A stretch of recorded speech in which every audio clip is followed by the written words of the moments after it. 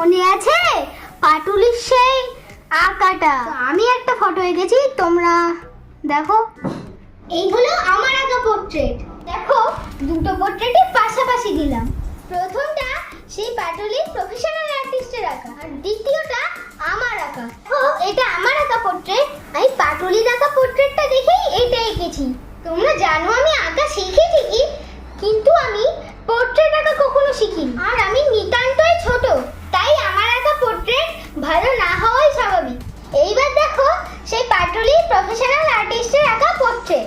প্রথম কথা দেখো, একদমই আমার মতো নয়। দ্বিতীয় কথা, আমার কাঁচা হাতে আঁকা আর প্রফেশনাল আর্টিস্টের আঁকার মধ্যে কোনো তফাৎ আছে কি? সেই প্রফেশনাল আর্টিস্ট পাটুলির মতো জায়গায় বসে টাকা নিয়ে আমার পোর্ট্রেট আঁকবে বলে নর্মাল একটা ছেলের ছবি এঁকেছি। আমি অনেক আশা নিয়ে পোর্ট্রেটটা আঁকিয়েছিলাম, কিন্তু পুরোপুরি নিরাশ হয়ে গেছি। আমাদের সাথেও এরকম হতে পারে, তো তোমরা এর বিচার করো।